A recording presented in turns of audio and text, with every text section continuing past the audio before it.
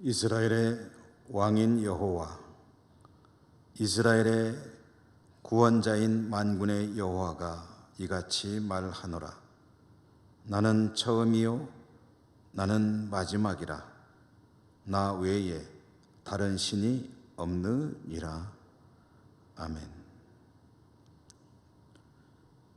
자비로우신 하나님 아버지, 지난 한 주간도 변함없는 사랑으로 저희들의 삶을 인도하여 주셨음에 감사드립니다. 주님의 날을 기억하고 주님을 예배하는 백성들, 오늘도 축복해 주옵소서.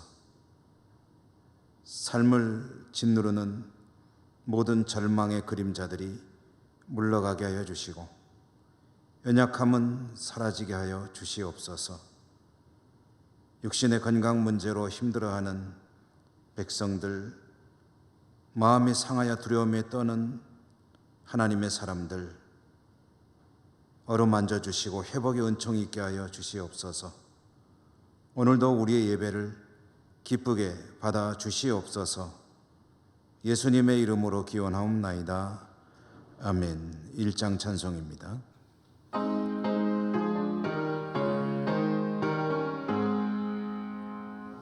만복의 근원 하나님, 온 백성 찬송 드리고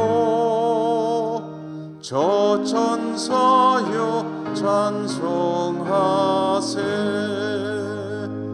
찬송 성부 성자 성령.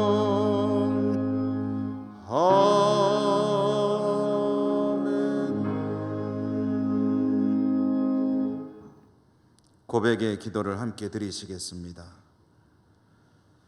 주님의 은혜가 아니면 살 수 없었을 지난 한 주간의 삶을 돌아봅니다. 주님께서는 세월을 아끼라 하셨는데 그 말씀에 합당하지 못했습니다.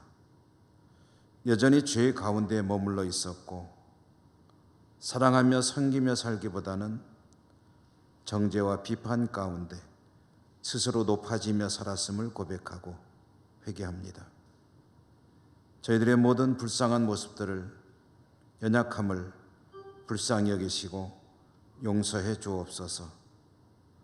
이 시간 계속해서 우리의 모든 숨겨진 은밀한 죄와 허물들을 침묵하며 고백합니다.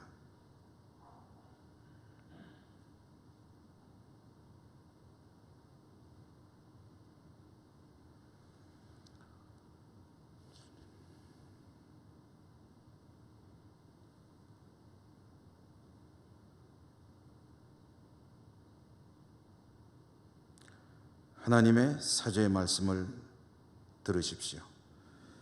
너희가 전에는 백성이 아니더니 이제는 하나님의 백성이요, 전에는 긍휼을 얻지 못하였더니 이제는 긍휼을 얻은 자니라. 아멘. 성시교독입니다.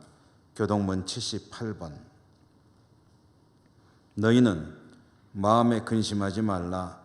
하나님을 믿으니 또 나를 믿으라. 내 아버지 집에 거할 것이 무엇도다. 내가 너희를 위하여 거처를 예비하러 가노니 가서 너희를 위하여 거처를 예비하면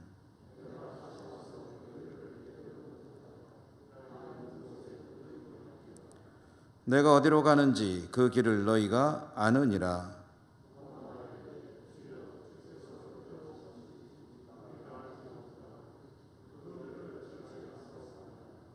예수께서 이르시되 내가 곧 길이요 진리요 생명이니 아멘. 사도신경 신앙 고백합니다. 나는 전능하신 아버지 하나님 천지의 창조주를 믿습니다. 나는 그의 유일하신 아들 우리 주 예수 그리스도를 믿습니다. 그는 성령으로 잉태되어 동정녀 마리아에게서 나시고 본디오 빌라도에게 고난을 받아 십자가에 못 박혀 죽으시고 장사된 지 사흘 만에 죽은 자 가운데서 다시 살아나셨으며 하늘에 오르시어 전능하신 아버지 하나님 우편에 앉아 계시다가 거기로부터 살아있는 자와 죽은 자를 심판하러 오십니다. 나는 성령을 믿으며 거룩한 공교회와 성도의 교제와 죄를 용서받는 것과 몸의 부활과 영생을 믿습니다. 아멘. 찬송가 96장입니다.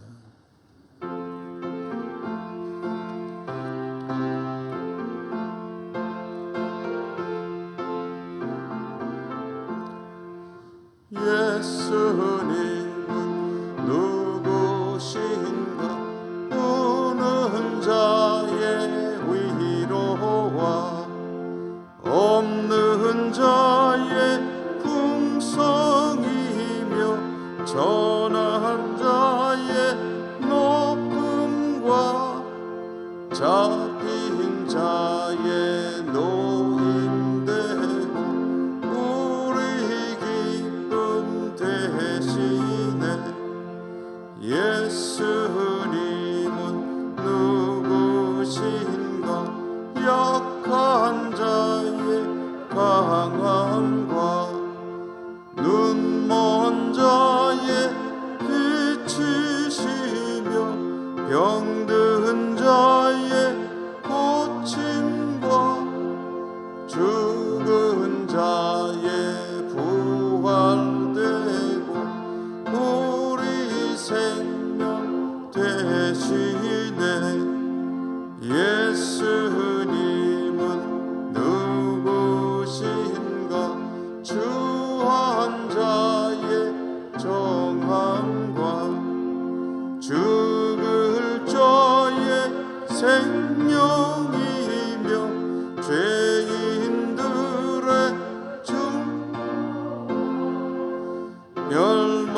멸망자의 구원되고 우리 평화 대신에 예수님은 누구신가? 온 교회의 머리와 온 세상의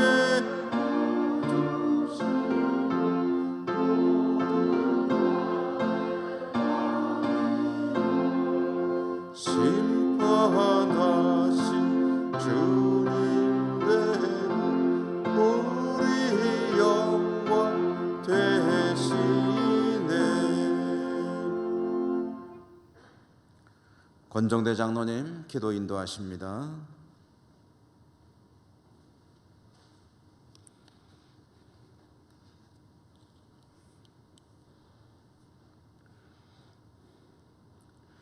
우주 삼라만상을 지배하시고 운행하시는 주님, 높고 높은 보좌 위에서 이 시간도 저희들을 굽어 살피시는 거룩하신 하나님 아버지, 주님의 몸된 교회로 부족한 저희들을 불러 예배하게 하신 하나님께 먼저 감사와 찬송과 영광을 돌립니다. 오랜 장마와 태풍으로 인하여 어려웠던 여름이 지나가고 지금은 덜력이 풍성한 결실의 계절을 주신 주님께 감사드립니다. 우리들의 신앙도 결실을 맺는 풍성한 마음들이 되기를 원합니다. 생명의 주님, 코로나로 인하여 심각하고 어려운 상황에 있습니다. 교회 공동체 예배마저도 위협받고 있습니다. 우리를 불쌍히 여겨 주시옵소서. 이 질병을 소멸시켜 주시고 혼돈과 공허와 흑암 가운데 우리에게 구원의 빛을 주시고 불안한 마음에서 회복해 하여 주시옵소서. 우리들의 욕망과 무질서한 생활이 부메랑이 되어 우리들의 생활이 파괴되고 삶의 터전이 무너지고 있습니다.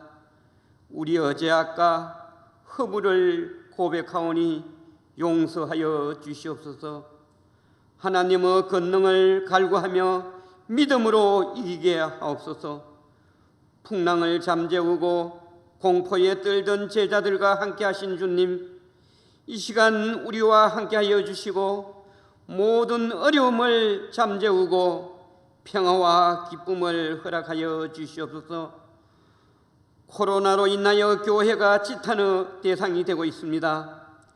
은혜로우신 자비로우신 하나님, 지금 한국 교회는 말할 수 없이 비대해졌지만 교회마다 영적으로 바로 서지 못하여 세상의 지탄을 받고 있습니다. 안일과 적당주의로 신앙생활을 할 수 있으리라는 망상을 버리게 하시고 어떤 환난과 핍박이 온다 할지라도 진리에 바로 서서 넘어지지 않고 하나님의 뜻을 따를 수 있는 참된 믿음의 소유자들이 되게 하여 주시옵소서. 오늘날 말씀을 들어도 깨닫지 못하고 깨달아도 순종치 못하는 냉랭한 심령을 가진 한국교회를 위하여 이 나라 이 민족을 위해 탄식하는 에스겔처럼 예레미야처럼 눈물 흘리며 기도하며 하나님의 마음을 품고 다시 회복할 수 있도록 주어 종들의 마음을 붙들어 주시옵소서. 영적 능력을 상실한 교회 지도자들이 세상을 따라갑니다. 너무나 악한 세력들을 분별치 못하고 춤추는 이때 회개하는 마음으로 하나님의 뜻을 깨닫는 믿음의 형제들이 되게 하여 주시옵소서. 코로나로 인하여 많은 교인들이 실족할까 심히 두렵습니다. 병들지 않고 담대한 믿음을 허락하여 주시옵소서. 정치적으로 코로나를 영리로 이용하거나 탄압하고 종교의 자유를 침해하는 일이 없도록 우리가 기도해야 되겠습니다. 코로나로 인하여 한국교회가 피폭을 당한 상태입니다. 용기 있게 일어나서 하나님의 영광을 나타나게 하옵소서. 하나님 아버지, 주님의 몸된 교회 새 일꾼으로 장로의 문을 피택하여 교육 중에 있습니다. 교육을 잘 받고 임직하여 이 교회를 잘 받들 수 있는 귀한 종들이 되기를 우리 모두가 기도해야 되겠습니다. 이 시간 말씀을 전가실 우리 담임 목사님 능력을 주시고 하늘나라의 복된 소식, 생명력 넘치는 살아있는 말씀으로 저희들을 감동케 하는 능력을 허락하여 주시옵소서. 준비한 호산나 찬양 위에도 아름다운 찬양이 되게 하여 주시옵소서. 지금 이 시간 곳곳마다 드리는 예배 오직 주님만이 임재하여 주시고 한량없는 축복을 내려 주시옵소서. 모든 말씀 예수님의 이름으로 기도드리옵나이다. 아멘.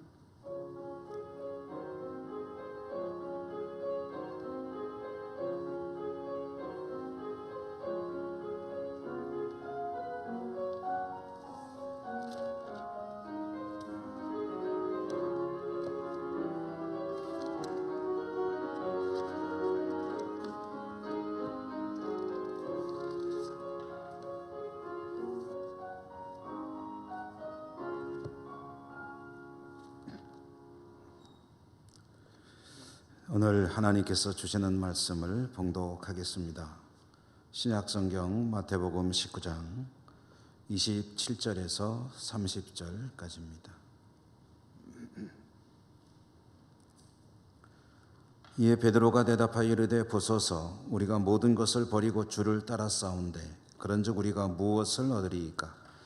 예수께서 이르시되 내가 진실로 너희에게 이르노니 세상이 새롭게 되어 인자가 자기 영광의 보좌에 앉을 때에 나를 따르는 너희도 12 보좌에 앉아 이스라엘 12지파를 심판하리라. 또 내 이름 위하여 집이나 형제나 자매나 부모나 자식이나 전토를 벌인 자마다 여러 배를 받고 또 영생을 상속하리라.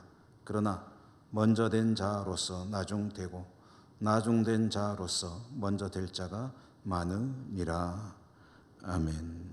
호산나 찬양대 테너 파트의 찬양입니다.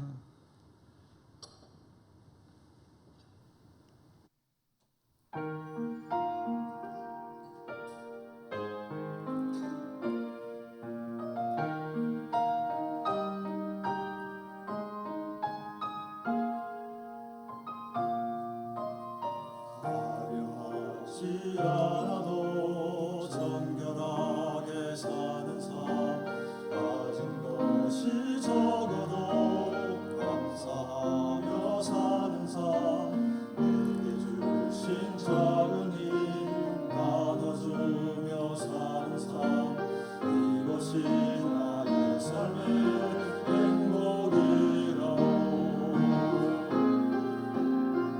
놀랄 일 많지만 기도할 수 있는 것 억울한 일 많으나 주를 위해 참는 것 비록 짧은 작은 삶 주 뜻대로 사는 것 이것이 나의 삶의 행복이라오 이것이 행복이라오 세상은 알 수 없는 하나님 선물 이것이 행복이라오 하나님의 자녀로 살아가는 것 이것이 행복이라오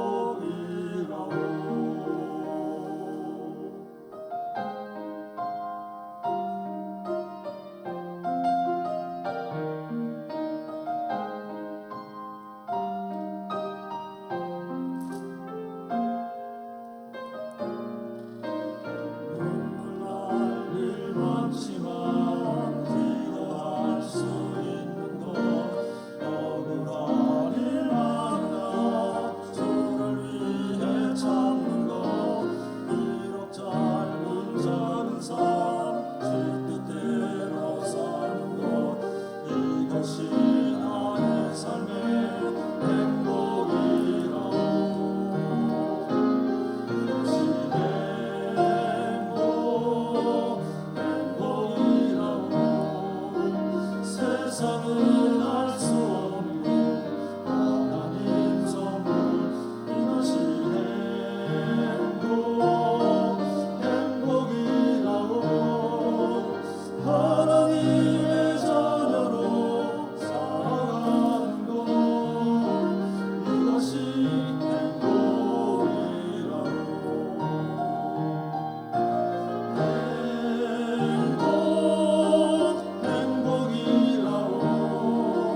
세상은 알 수 없는 하나님 선물 이것이 행복이라오 하나님의 자녀로 살아가는 것 이것이 행복이라오 이것이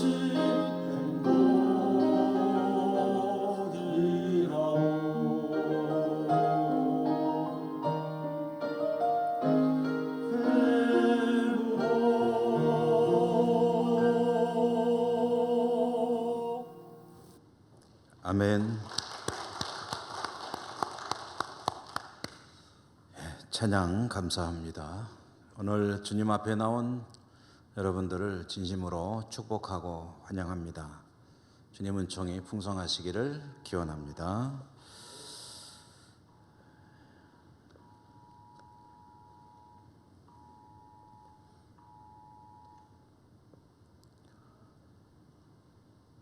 시도 때도 없이 울리는 저 신호를 설정해서 이렇게 안 오도록 해놓으면 예배 때는 방해가 안 될 수가 있습니다. 영상으로 또 모니터 앞에 앉아서 예배를 드릴 우리 성도님들에게도 주님의 은총이 풍성하시기를 기원합니다. 오늘 나중된 자라는 제목으로 말씀을 전해드리겠습니다.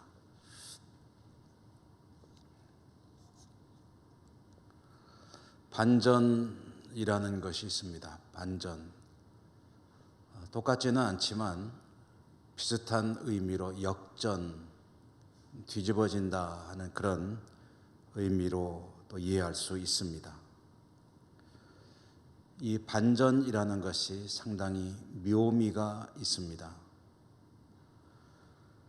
드라마라든가 영화라든가 소설과 같은 그런 작품들을 보다 보면 주인공이 정말 어렵게 고생 많이 하다가 어느 순간 모든 것이 바뀌는 그런 상황이 있게 됩니다.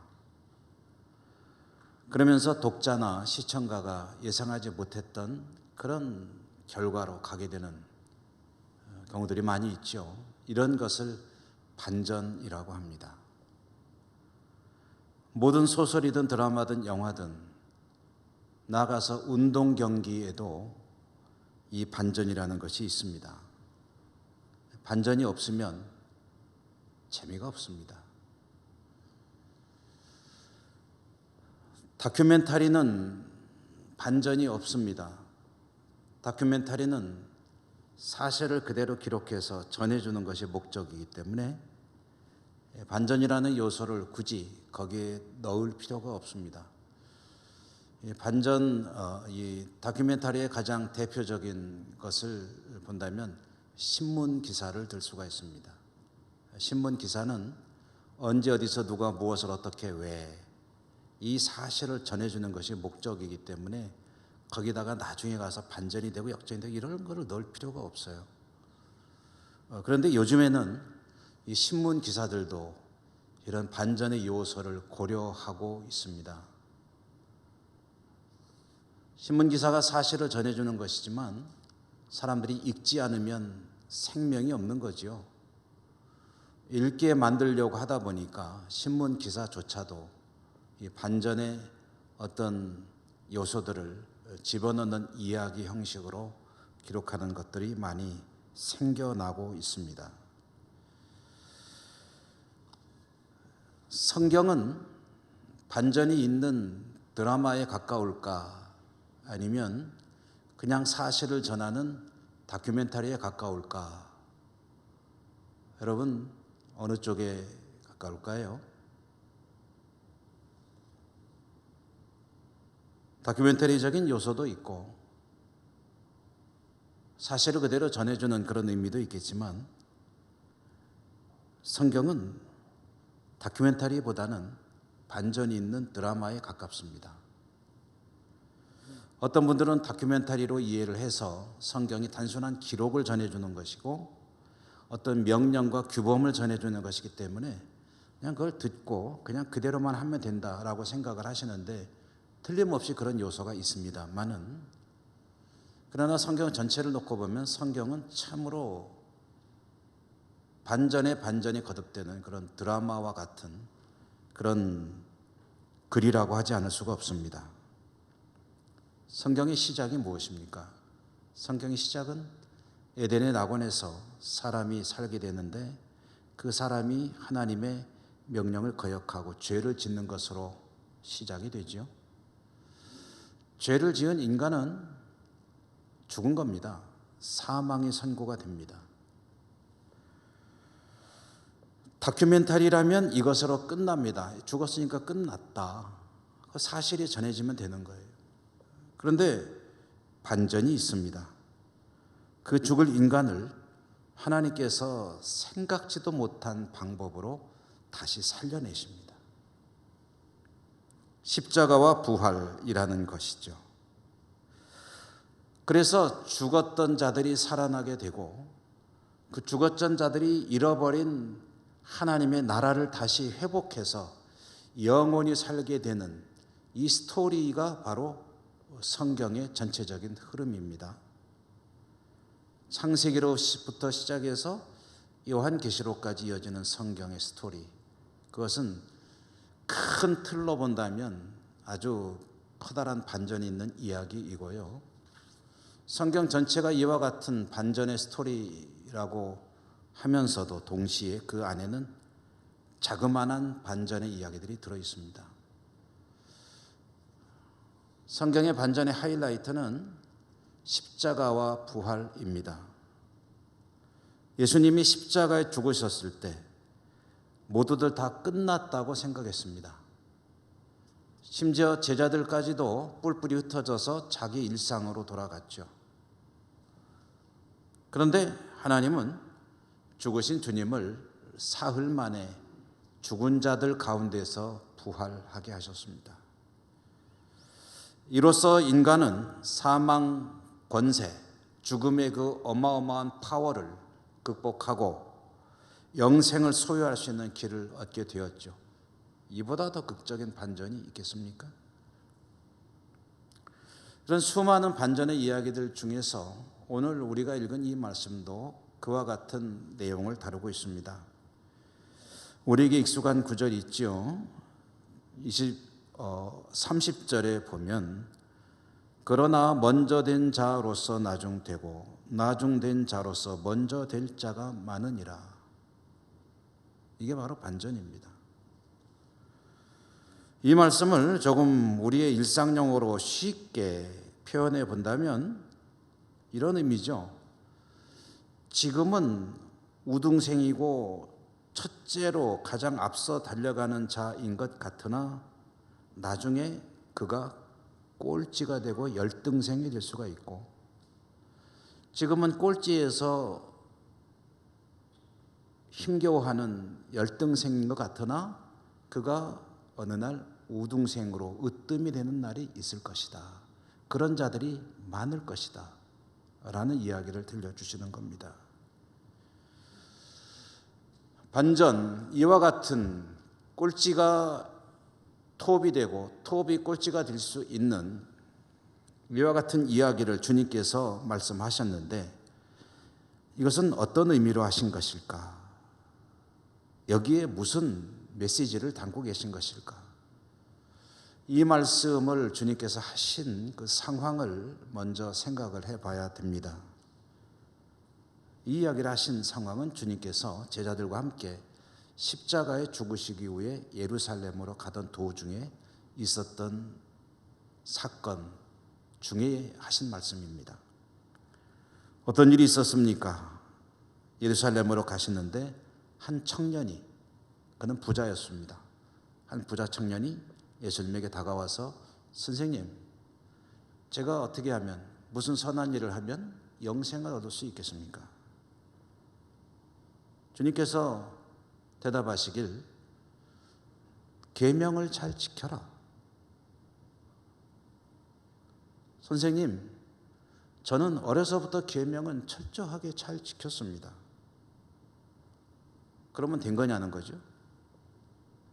그러자 주님께서 말씀하시기를, 내가 온전하기를 원한다면 내 가진 소유를 다 팔아서 가난한 자들에게 나누어 주고 너는 나를 따르라 라고 말씀을 하셨습니다. 너의 소유를 팔아서 가난한 자들에게 주고 너는 나를 따르라 하는 이 말씀을 들었을 때 그 청년은, 성경이 전하는 분위기는 그는 몹시 침울했다라고 합니다. 당황도 하고 그랬겠죠. 그러면서 슬그머니 뒤로 돌아서 사라져갔다. 왜냐하면 그는 가진 게 많은 사람이었기 때문이다. 그렇게 사라져가는 젊은이를 바라보며 주님께서 탄식하셨습니다. 부자가 하나님 나라 들어가는 것이 참 어렵구나. 차라리 낙타가 바늘기로 들어가는 것이 더 쉽겠다 라고 말씀을 하셨습니다.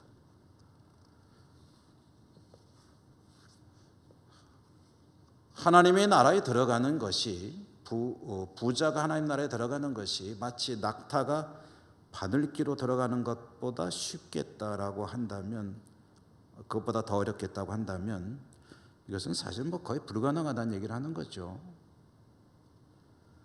이 말씀을 들을 때 베드로가 가슴이 철렁했던 모양이에요. 그래서 얼른 주님에게 이렇게 질문을 했습니다. 선생님, 저희들은 모든 것을 다 버리고 선생님을 따라왔습니다. 그런 저희들에게는 무엇이 주어지게 될까요? 이렇게 질문을 했을 때 주님께서 대답하시기를,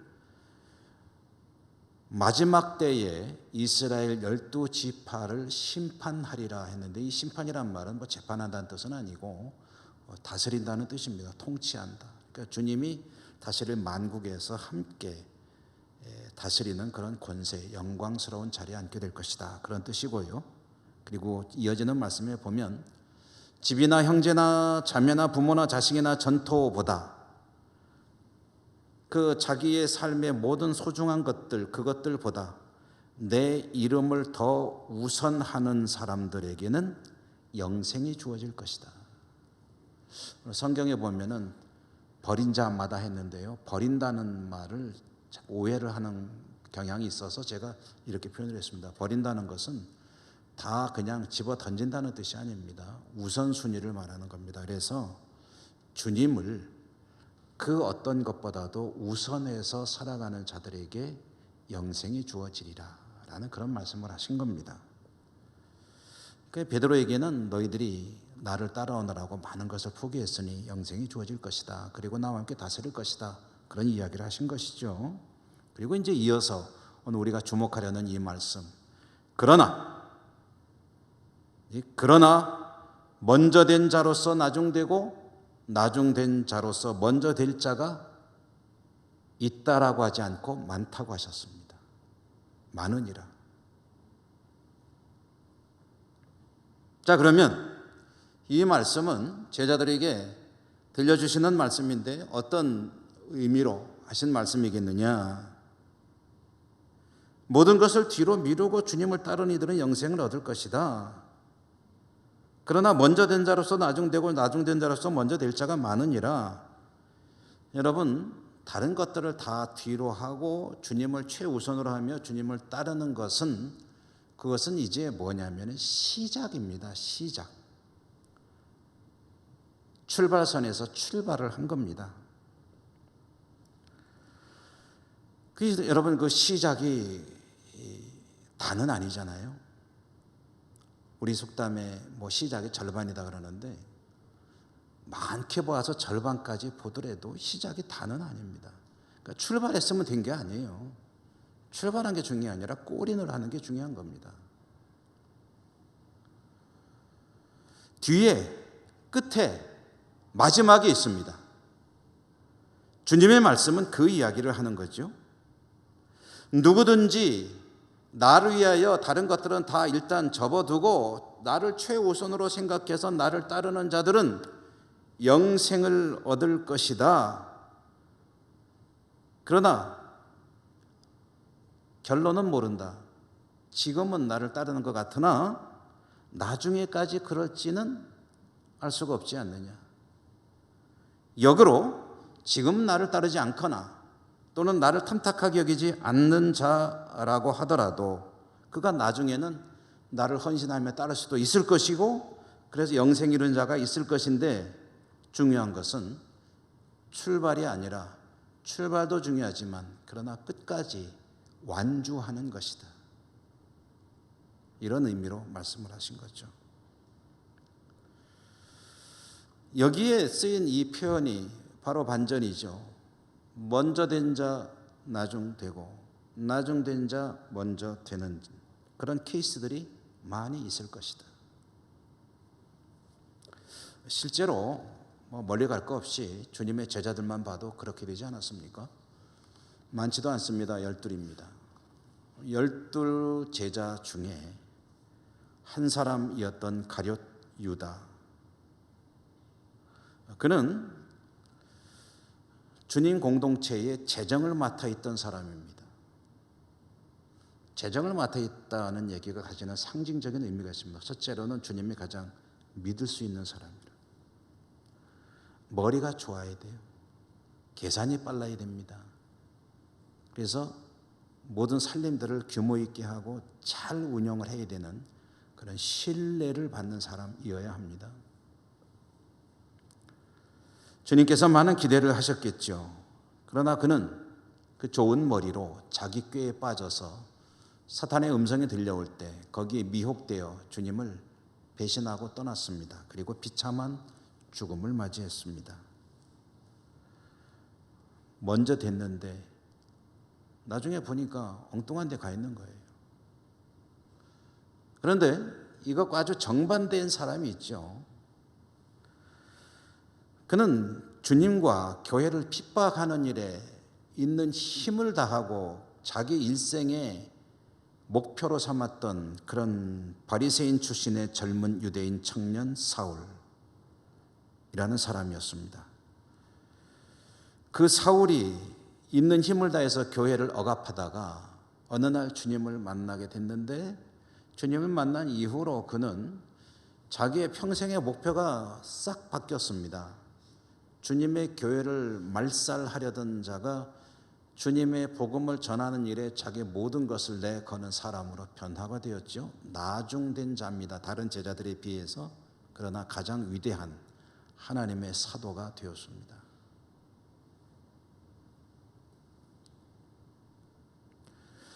나중된 자가 먼저 되고 먼저 된 자가 나중된다라고 하는 이 이야기가 전하는 중요한 메시지가 무엇입니까? 시작이 중요하지 않은 것은 아니나 시작보다 더 중요한 것은 과정과 결말이라는 이야기입니다. 마지막까지 주님 보시기에 합당한 믿음을 지킬 수 있느냐, 아니면 중도에 변절하거나 변질되느냐. 만약에 이왕 시작이 되었다면 마지막까지 지속적인 믿음을 유지하는 일에 힘써야 할 것이다. 제자들은 지금도 믿음을 지키고 모든 것을 버리고 믿음을 지키며 주님을 따르고 있습니다. 그것은 대단한 헌신이죠. 그런데 이렇게 주님을 따르기 시작한 것보다 더 중요한 것은 그 헌신이 주님께서 기대하시는 대로 마지막 영생에 이르기까지 계속 유지되는 것입니다. 기복이 있으면 안 됩니다.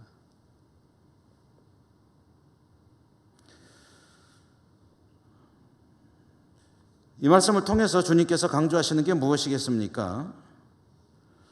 신앙을 유지하고 지속해 나가야 되는데, 근데 사실 이게 어렵죠. 쉽지가 않습니다. 거기에 인내가 필요하고 기다림이 필요합니다. 인내와 기다림을 유지하며 지금 몹시 힘들고 어려워도 실망하거나 좌절하지 않고 주저하지 않고 믿음을 지켜나가는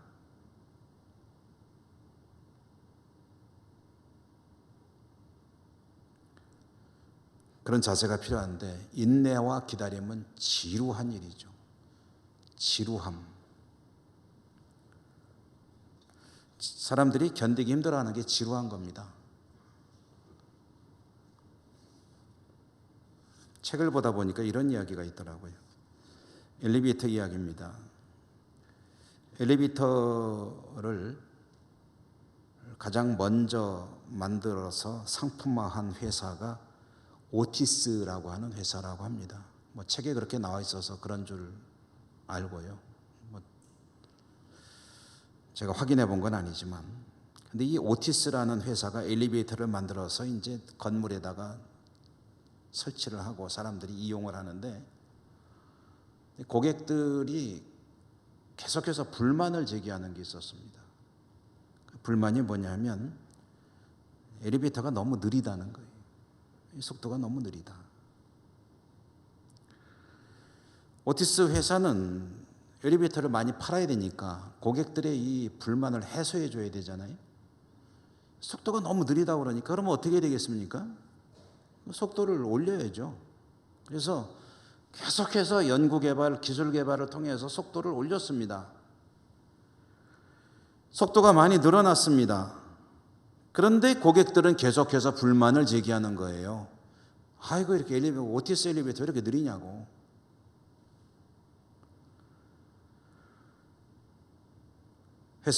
오티스 회사는 원인을 다시 면밀하게 조사하다가 깨닫게 됐습니다.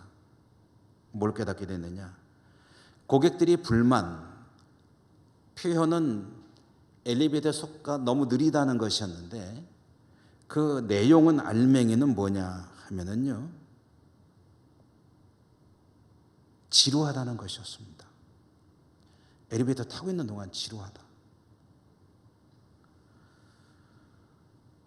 여러분, 사실 엘리베이터를 속도를 빠르게 한다고 얼마나 빠르게 하겠습니까? 너무 빠르면 어지러워서 못합니다.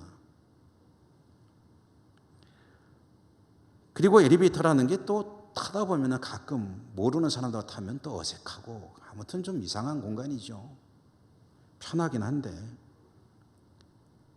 그 오티스 회사는 고객들이 너무 느려요 하고 하는 그 불만을 조사하고 고심하다가 깨닫게 된 것이 이 엘리베이터를 이용하는 고객들이 지루해하고 있다라는 것을 알게 되었고요.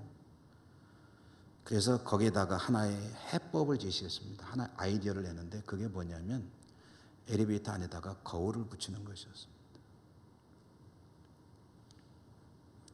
그러자 고객들의 불만이 사라졌습니다. 고객들은 엘리베이터 안에서 가만히 서서 언제 도착하나 하고 있는 것이 아니라 거울을 보면서 자기 얼굴도 좀 만지고 어디 뭐 어떻게 잘못된 데 없나 이렇게 봐가면서 그 지루한 시간, 그 옆에 모르는 사람이 타 있어도 그 사람하고 어색할 필요 없어요. 거울 쳐다보고 있으면 돼요. 그러면서 문제가 해결이 되었고, 이 속도의 문제가 아니라 지루함의 문제로구나 하는 것을 깨닫게 된 것이죠. 주님을 믿고 사는 우리들도 때로는 주님께 불만스러운 소리, 볼멘 소리를 내어 놓을 때가 있습니다. 요즘 우리들의 가장 큰 관심사는 온 사회를, 이 지구촌을 짓누르고 있는 코로나라는 질병이 되겠죠. 예배할 때마다, 기도할 때마다 우리는 코로나 얘기를 빼놓지 않고 있습니다. 우리의 가장 큰 관심사는 이 코로나가 언제 끝나게 될까 하는 것이죠. 언제나 이 상황이 종료되고 우리의 일상은 너무나도 당연한 줄 알았던 것이 얼마나 소중한 것인가 하는 것을 깨닫게 되면서도 그것이 언제 회복될 것인가 하는 것이 우리의 가장 큰 관심사이고 또 간절하게 소망하는 일이죠. 여러분, 마스크 쓰면서 얼마나 답답하세요? 저는 숨이 차더라고요. 숨이 차요. 벗고 싶은데 벗으면 안 되기 때문에 쓰지 않습니까? 이거 언제나 벗을 수 있을까요? 언제나 이 상황이 종료되고 우리는 전에처럼 좀 간편하게 살아갈 수가 있을까요? 코로나에 대한 전망들은 정말 다양합니다. 앞으로 그래도 적어도 1년은 기다려야 된다. 어떤 이들은 2년은 걸릴 것이다. 백신이 개발되고 모두가 다 이 사회가 코로나에 대해서 더 이상 부담을 안 느끼고 살아가려면 적어도 한 3년, 4년, 5년은 있어야 된다. 뭐 그런 주장도 있고요. 또 어떤 분들은 코로나라는 것이 등장했는데 이거 해결되는 거 아니다. 앞으로 계속해서 이것과 함께 살아가야 된다. 마치 감기나 독감이 늘 우리 곁에 있듯이 뭐 그렇게 말하는 분도 있고요. 다 뭐 나름대로 이유가 있겠죠. 근데 여러분, 이게 1년이 걸리든 2년이 걸리든 5년이 걸리든 10년이 걸리든 앞으로 계속해서 지구가 존재하는 한 계속해서 가든지 어떻게 되든지 거기에 공통적인 게 있습니다. 한 가지 공통적인 사항, 그것은 어쨌든 이 코로나를 극복하기 위해서 기다려야 한다는 것, 그리고 그 기다림은 대단히 지루하다는 것, 그것이 1년이 될지 5년이 될지 모르지만 공통적으로 들어있는 그런 상황입니다. 심적으로 지루하고 경제적으로 참 수많은 자영업자들이 사업을 포기하고 사회 모든 분야에서 회사들이 문을 닫다 보니 실직자들이 기하급수적으로 늘어나고, 이와 같이 힘겨운 가운데에서 언제 끝날까 하고 기다리는 그 기다림이란 지루하기 짝이 없습니다. 이럴 때 주님 믿고 살아가는 우리들의 마음속에서는 주님께서 정말 늘 기도하듯이 하루라도 빨리, 적어도 몇 달 내에 이 상황을 종식시켜 주시고 우리의 모든 삶이 신속하게 회복될 수 있도록 해준다면 얼마나 좋겠는가 하는 소망을 가지고 있고 그렇게 되기를 간절히 바라지만, 그러나 언제 끝날지 모르는 그런 상황 가운데서 우리의 기다림은 지루함으로 힘겹기만 하고 기다리다 지쳐가는 그런 마음인 것을 부인할 수 없죠. 그렇게 지루함 속에서 이 상황이 끝나기를 기다리는 우리들에게 오늘 들려주시는 주님의 말씀이 어떤 뜻을 가지고 있는가?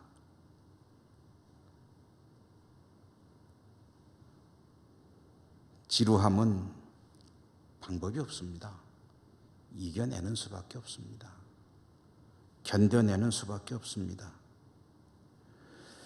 지루함 때문에 먼저 된 자였는데 나중된 자가 되면 곤란합니다. 혹 나중된 자였더라도 이런 시련과 환난 가운데서 믿음을 지키며 먼저 된 자로 발돋움을 해야 합니다. 믿음이라는 것이요, 여러분, 믿음이라는 것이 수많은 어려움을 극복하고 지켜나가야 되는 것인데, 하나의 명제가 있다고 한다면 믿음은 지금보다 나중이 좋아야 됩니다. 지금은 여기쯤 있다고 한다면 나중은 적어도 그보다는 위에 있어야 됩니다. 믿음이 지금보다 나중에 못하게 되는 것이 참 곤란한 일입니다. 먼저보다 나중이 좋아져야 합니다. 나중된 자가 그 의미를 가지고 있는 말씀입니다. 나중된 자가 먼저 된 자로 나아가는 길에 힘을 써야 한다는 그런 말씀입니다. 그리고 그 방법은 특별한 비결이라는 게 없습니다. 견디고 이겨내고 지루함을 극복해내야 한다. 주님에 대한 믿음이 어렵다고 해서 흔들리면 참 곤란하죠. 오히려 어려운 시대일수록 주님을 굳세게 붙들고 말씀에 집중하며 기도에 힘써 이겨내는 수밖에 없습니다.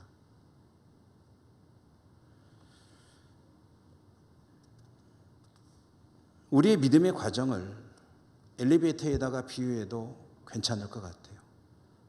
우리는 모두 엘리베이터를 올라타고 있습니다. 올라가고 있습니다.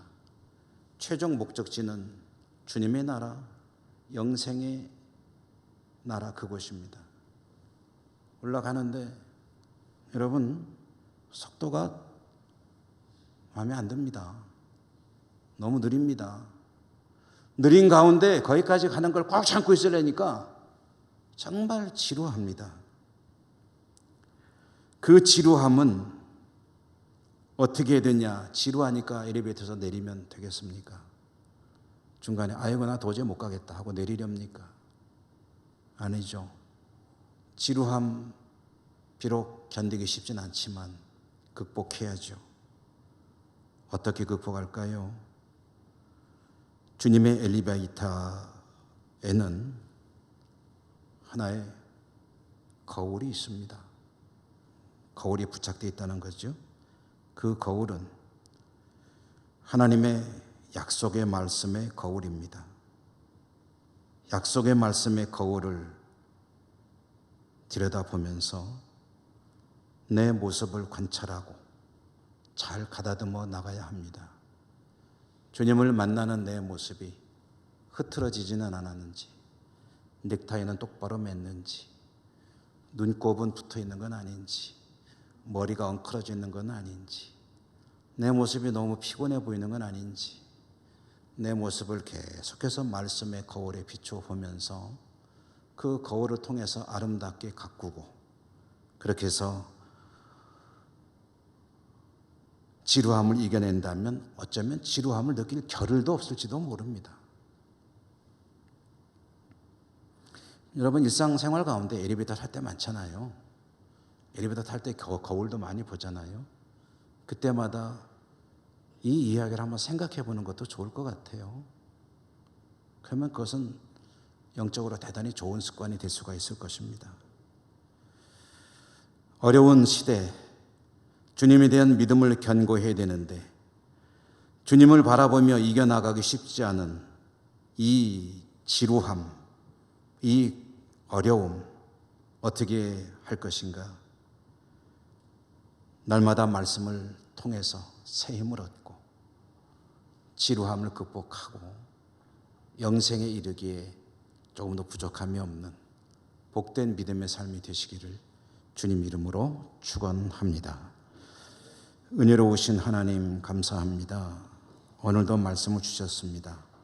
말씀대로 승리하는 저희 모두가 되게 해 주옵소서.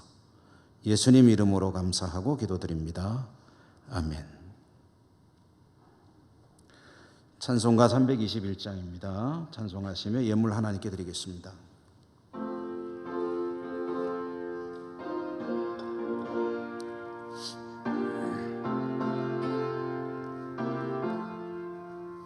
날 대속하신 예수께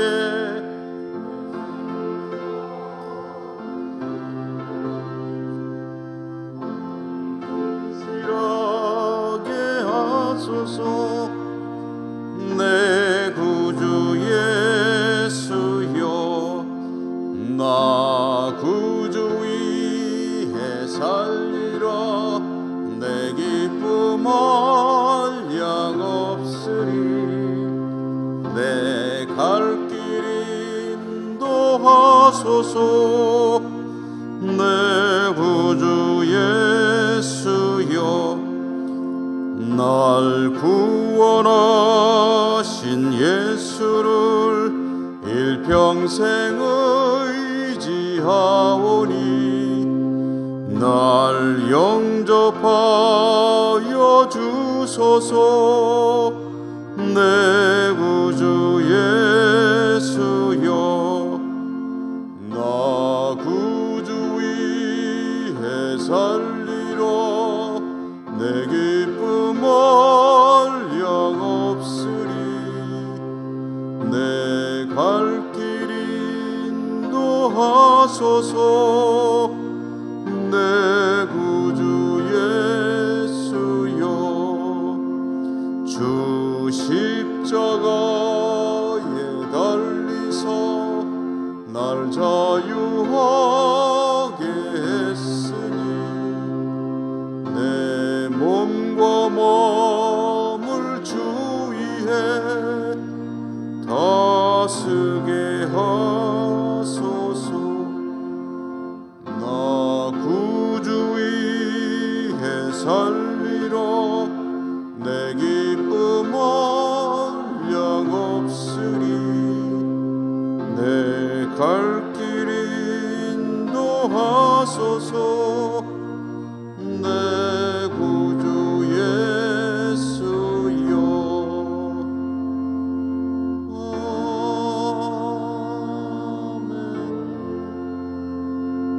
아멘. 기도드립니다. 하나님 감사합니다. 오늘도 하나님 앞에 나오는 저희들이 예물을 가지고 올 수 있는 것은 하나님께서 우리 삶에 채워주신 은총 때문입니다. 모든 것이 하나님의 은혜임을 고백하며 믿음으로 감사로 주신 것의 일부를 거룩하게 구별하여 올려드리오니 기쁘게 받아주시고 드리는 저희들의 삶이 더욱 복되게 하여 주옵소서. 코로나로 인해 참으로 지겹고 길고 긴 그런 상황이 지속되고 있습니다. 이겨내게 하옵소서. 말씀으로 주님의 은혜로 잘 극복하고 비록 나중된 자일지라도 먼저 되는 자리에 오를 수 있는 저희 모두가 되게 하여 주시옵소서. 예수님 이름으로 감사하고 기도 올리옵나이다. 아멘.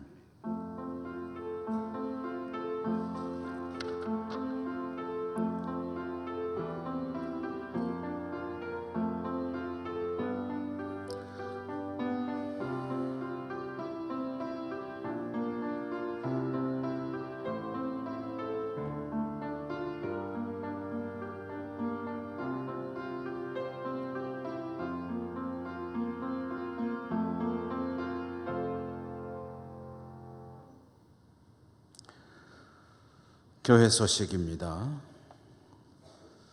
다음 주 중에 이제 우리 추석 명절이 있죠. 이 추석 명절이 참 좋은 시기지만 정부에서는 전국적으로 이 코로나가 확산될까 봐 전전긍긍하고 있는 것 같습니다. 많은 가족들이 이동과 그런 만남이 있기 때문에 상당히 우려하고 있는데, 우리 교회도 고심 끝에 이 기간 동안에 새벽 기도회를 4번 쉬기로 결정을 했습니다. 수요일 새벽부터 주일 새벽까지 쉬는 기간, 여러분 잘 기억해 주시기 바라고, 추석 명절에 가정에서 예배 드리는 분들을 위한 예배 순서지와 또 추석 명절 쉬지만 새벽 기도회를 그래도 내 가정에서라도 해야 되겠다 하시는 분들을 위해서 예배 순서지를 마련해서 비치해 놓았습니다.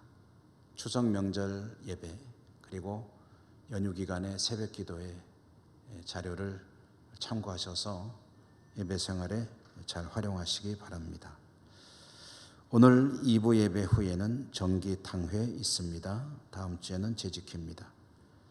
항존직 피택자 교육 오늘 오후 예배 후에 찬양대실에 세미나실에서 있습니다. 교회 출입증 QR코드라는 것을 문자로 발송해 드렸는데요. 그것은 이제 여러분들이 쓰시는 스마트폰에 그 출입증이 장착이 설치가 되면 교회를 출입할 때 그 QR코드 리더기라는 것이 이제 앞에 있습니다. 그래서 거기에다 이렇게 대면 그러면 이렇게 출입하는 기록이 관리가 되어서 수기를 하지 않아도 되도록 이렇게 한 그런 장치입니다. 그런데 이렇게 보내드려도 사실 좀 어려우신 분들이 계시죠. 어려우신 분들은 교역자들에게 오셔서 어떻게 하면 되는지를 사용법을 배우셔도 좋겠습니다. 그런데 난 그것도 도저히 배워도 아마 못할 거다라고 생각되시는 분들은 그냥 오실 때 손으로 쓰셔도 됩니다. 그러니까 손으로 쓰는 건 안 쓰는 게 아니고 이제 편리를 위해서 이렇게 하는 거기 때문에 나는 그게 더 어렵다 하시는 분은 손으로 쓰셔도 되고요. 그 다음에 또 거기에 봉사하는 분이 계실 때는 이름을 말해도 QR코드 대신에 이름을 말해도 제가 이제 김영수하고 말하면 타이핑을 해서 넣도록 돼 있는 그런 장치도 있습니다. 그래서 QR코드도 좀 어렵고 쓰는 것도 좀 그래서 이제 나는 그냥 말로 했으면 좋겠다 하시는 분들은 그 봉사하시는 분에게 이름을 말하면 입력해서 또 출입을 관리할 수 있게 됩니다. 편하신 대로 활용하시기 바라는데, 가급적이면 이왕에 QR코드를 교회가 약간의 재정을 투자해서 만든 시스템이기 때문에, 그리고 정부에서나 군 관계자들이나 계속해서 요구를 하는 사항 중에 하나예요. 그래서 우리가 실시를 하게 되었으므로 여러분들이 잘 활용해 주시기 바라고요. 주부에 없는 광고 하나 드립니다. 우리 교회에 계시다가 저 포항으로 부임하신 그 유시환 목사님이 그동안에 교회를 목회를 잘해서 이제 교회 건물을 매입을 하고, 그리고 오늘 입당 겸 위임 예식을 갖는다고 알게 됐습니다. 그래서 오늘 오후 3시에 하는데 교회에서 뭐 가기는 어렵고요. 축하는 해드렸는데 혹시 교우 여러분들 가운데도 관심 있으신 분이 계실까 해서 알려드립니다. 유시한 목사가 오늘 오후 3시에 입당 예배 겸 위임 예식을 갖는다 하는 소식을 전해드립니다. 우리 곁에 계신 분들하고 인사하실까요? 사랑합니다. 잘 이겨나시고 승리하시기 바랍니다. 주기도성과 축도로 예배를 마치겠습니다.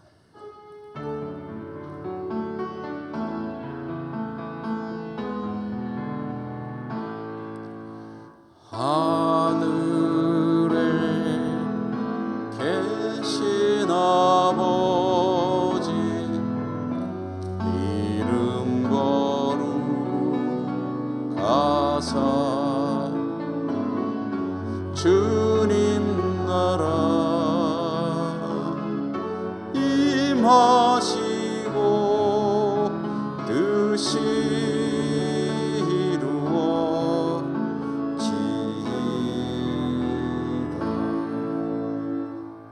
일용할 양식 주시고 우리들의 큰 죄 다 용서하옵시고 또 시험에 들게 마시고 악에서 구원하소서. 내게 주의 나라 주의 권세 주의 영광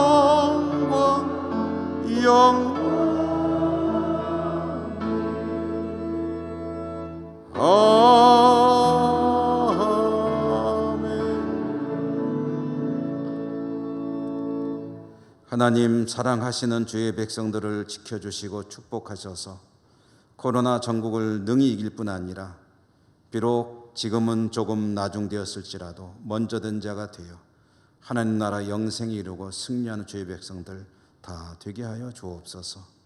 말씀으로 이기게 하시고 흩어져 살아가는 우리 모든 가족들을 지켜주시고 언제 어디 있든지 하나님 영광 드러내는 주의 백성들 다 되게 하여 주시옵소서. 예수님 이름으로 감사하고 기도 올리옵나이다.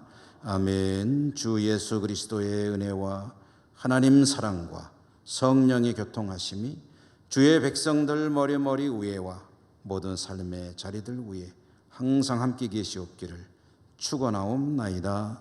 아멘.